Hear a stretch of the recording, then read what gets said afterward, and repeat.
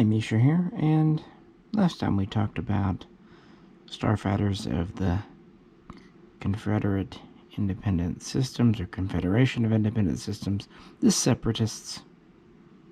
We looked at droid fighters, the Vulture, the Hyena, and the Tri-Fighter, and that was what made up the majority of their fleet. Just as the Republic used clones, they used droids. But of course they had to have some manned fighters in craft, so I've laid out 3, all from the titanium, all actually pretty late production. Over here we have the Belbullab-22 heavy starfighter. Here we have the Porax-38 long-range patrol starfighter. And finally, we have the one we first saw on screen, the Sheathipede transport shuttle, and occasionally kind of assault ship. So yeah, we'll just talk a little bit about each of these. The Belbullab-22 here was probably the most common, maybe even the only standard manned fighter in the Confederacy. Now this toy model diecast, what have you, is General Grievous's so-called soulless one, but it represents the fleet. It's a pretty neat ship. Yeah, this was designed as a heavy starfighter, and it had very impressive specs for its day and time. It had 2 triple barrel rapid fire laser cannon, 1 on each front here, so a total of 6 barrels if you want to be exact. So I'm just making sure it's angled a little bit here, doing my best. And standard, it had a Class 6 hyperdrive with a Class 15 backup. Also standard, it did have shielding and hull armor.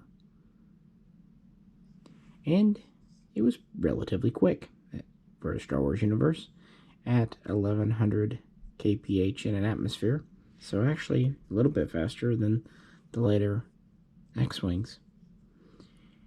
And it was definitely equivalent, could give a run for the money, to something like the Republic V-Wing. It just had the 1 crew member. It could carry a reasonable amount of cargo for supplies, about 140 kilograms, and it had enough consumables for up to a week, again because it did have a hyperdrive. And this all was fitted into a relatively compact package. It was about 6.7 meters long and just under 5.5 meters wide. And these were relatively affordable, although much more expensive than any automated fighter, about 160 to 170,000 credits new.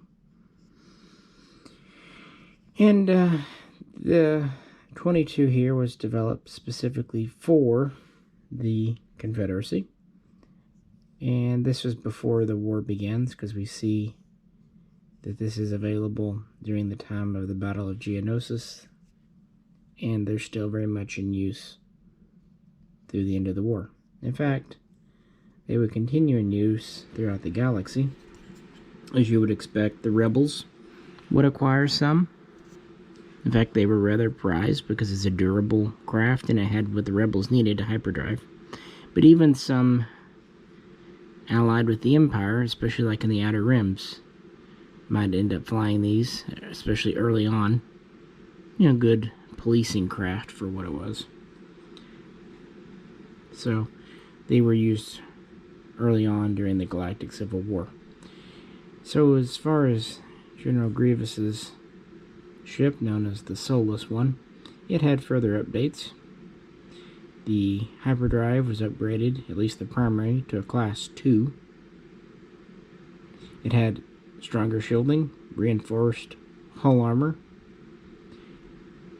and it had improved and more secure long-range communication systems because, well, leader of the fleet and everything.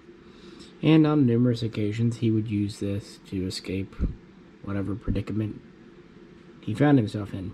And it seemed to be a pretty lucky ship because it actually survived the Clone Wars, even though Grievous didn't. In 19 BBY, after killing Grievous, Obi-Wan would take the ship and fly off with it. So technically, he was in service of the dissidents from the very beginning. But Obi-Wan would only have it a brief time. He would actually sell it off at Nar Shaddaa, Smuggler's Moon, to get passage to do Obi-Wan things, go live on Tatooine. Got like 100,000 credits for it, though. And it's said in lore that eventually he would wind up in the hands of the Emperor's private collection, private museum. This is a pretty neat little ship. It's got a good bit of metal to it. The center part, the pylons or pontoons are metal. Back part here is plastic. The only moving parts, the landing gear, do come down.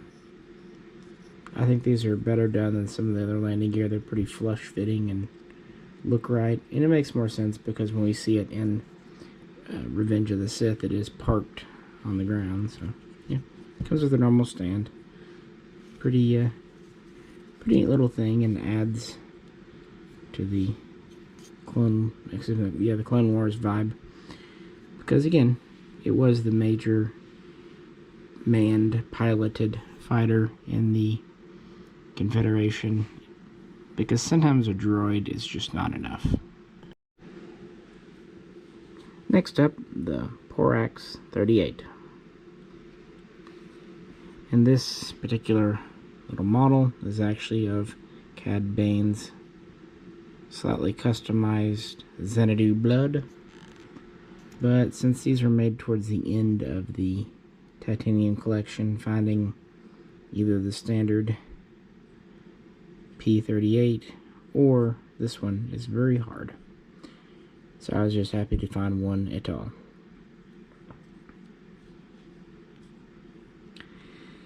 Interesting looking craft, isn't it? Well, this was created, built, and used by the Utapau Sky Defense Force, a planetoid system that the Confederation occupied. So these were put into Confederation service. In fact, they would make their own modified versions known as the Rogue Porax-38, which were piloted by droids. But standard, these were meant to be piloted by organic beings. And they were a very high-performance craft for their day and time, with a pretty wide role. These were planetary defense, patrol ships, police ships, interceptors, but they had a very good long range, and they were quite fast. So what do we have here? This is definitely bigger than the Belbullab-22. It's over 12.5 meters long and nearly 13 meters wide. And the reason it had all this is it had a lot of equipment on board. For one, it had a Class 1 hyperdrive. Not bad for this day and time, one of the fastest ones. And it had a maximum speed in atmosphere of about 1200 kph. It had 2 main fire-linked lasers in the front. They were quite high power and targetable. Also, it could be fitted with missile or bomb racks as needed. It was known to have very powerful jamming equipment, as well as very powerful long-range sensors, again, for the kind of long-range patrol and policing roles. And it could carry 3 weeks' supply of consumables if needs be for its pilot, which would not be great because these were known for being rather cramped in the cockpit. But, needs must and all that. But yeah, this was their patrol ship, and they were shielded, much like the 22 over there. And they had good hull armor, but they mostly relied on speed and good sensors. And were a powerful little ship. And again, several fell into the hands of the Confederacy because of the seizure of Utah. We don't really see these after the Clone War period, so I don't really know if the Rebels ever had some or what have you. But I really like the design. I was really happy to get it, and it's actually a good size little model toy thing here. In the real world, the Porax-38, aka the P-38, was, not surprisingly, inspired by the World War II P-38. You can probably see it. A lot of people point to the booms. To me, it's the angles here, very P-38.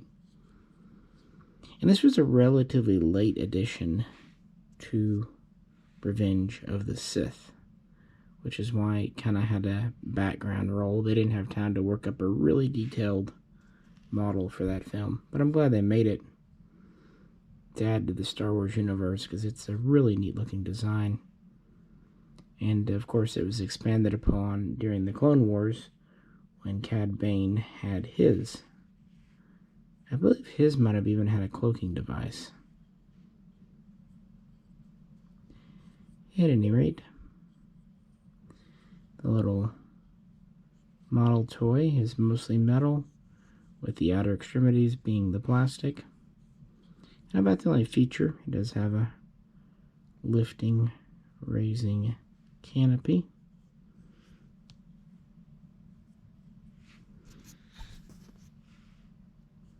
With some minor detailing in there.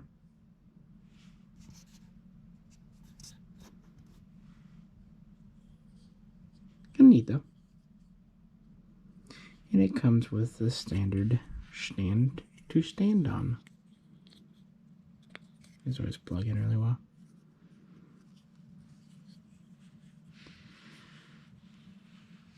So with that, we come to our final one, but also the first one we actually saw on screen. The Sheathipede-class transport or shuttle. And we first see this in episode 1, The Phantom Menace, and we see it during the invasion of Naboo. This is also sometimes called the Trade Federation Shuttle or the Nemoidian Shuttle. And originally, before the occupation of Naboo, this was kind of an executive, high-ranking trade shuttle used by high officials. Relatively short business trips, either around a planet or through a star system. But it did actually have a Class 1 hyperdrive, although the range was a little limited with a Class 10 backup, so it could get where it was going relatively quickly, as far as that goes. Length is a little debated. Some say 20 meters, but more sources say about 14.5. And based on kind of the cockpit, that would seem to be a more accurate representation. The design's pretty funky. It's said to be based on the Soldier Beetle. It leaves most of the equipment in this big fin on top, so most of the hull can be for cargo or passengers. It only requires one pilot, but typically it'll have a co-pilot in a kind of tandem seat arrangement. And then the hold can have 8 passengers and a small amount of cargo. Although there is an alternative version where instead of having a cockpit, there's a droid brain to fly it. And when you remove the cockpit, that actually allows for 10 passengers. A little more room there. Of course, you are being flown by a droid, so your call. Standard, in the beginning, this was unarmed. It did have a relatively powerful shield, and because it was a business shuttle, it had quite powerful communications gear, long-ranged, that kind of thing, and it was relatively comfortable because, again, business. But when the Clone Wars kicked off, many of these were armed with 3 lasers, and so your co-pilot ended up being more of a gunner. And this is when it started to turn into more of an assault transport, not unlike the Rebels U-Wing later, so they could come in on the battlefield, deliver supplies, although these little legs are pretty meh, so it was not designed to land on rough terrain or unstable terrain. It always needed to kind of operate from a from a platform as such, prepared area. But it was what it was, and it was relatively highly priced. These were typically not sold outside of the Trade Federation, so most all were used by Neimoidians, although some were gifted to allies. And even after the Clone Wars, these were still found throughout the galaxy, and some were still knocking about during the Galactic Civil War. In fact, in Rebels, when the original Phantom was destroyed, the Phantom 2 was a Sheathipede transport here, so at least that one was in Rebel scum service. Yeah, not a whole lot more to say about it. It is what it is. It's a shuttle, and we see it throughout the prequels. As far as this little model, it's lighter than you'd expect, frankly. It's got quite a bit of plastic. The bottom is. The top little pellet shape is metal. And interestingly, unlike most of the other titaniums, the legs are in the fixed down position. I'm sure there's a technical reason why they had to do it that way. It's just unusual for them. Typically they have moving gear. So the only real feature it has is an opening canopy, where you can see the tandem seating arrangement. It is kind of reminiscent of the AH-64 Apache helicopter, which is probably a little more aggressive than you'd expect from an executive shuttle, but hey, it is the Neimoidians we're talking about. They thought a donut was a good shape for a battleship, so who knows. Now, like a lot of the craft we see in use, this was kind of designed with an insectoid mentality. But it's kind of neat. It gives it that its own look. But on the other hand, kind of a head-on view, it does very, very, very vaguely resemble the good old Tydirium shuttle, the Imperial shuttle from Return of the Jedi. So I do like the very loose lineage there. There's no real connection. It's just, yeah, shuttle. It looks like a shuttle. It does shuttle things. But it is one of the most prominent manned craft in use by first the Trade Federation and then later the C.I.S. So I decided to put it here since it can be armed up. It's not a fighter, but it could have guns. And there you have it. The Separatist stuff, maybe at first, isn't as interesting as the Republic stuff, but it kind of grows on you. And if you couldn't tell, my favorite's definitely the Porax-38. I really like the design, but the Belbullab the the B-22 is neat too. It's kind of a very simple, blunt object look. It has a very, I don't know, squat design. It actually, yeah, seems very appropriate for General Grievous. And the Nomodian shuttle's fine. It's probably my least favorite, both in terms of the model itself and just the general design, but that's okay. Still don't hate it. I mean, when things like these only cost a couple of dollars, $10 maybe at most, it's okay. You don't have to love every single one of them to pick them up. But I thought, since I've covered the Republic stuff so much, that I had to give some acknowledgement to their adversaries. And with that, what do you think? Do you like these more, or do you like the droid fighters more? Let me know in the comments. And as always, if you could, please like, share, and subscribe. This is Misha, and I'll catch you very soon next time.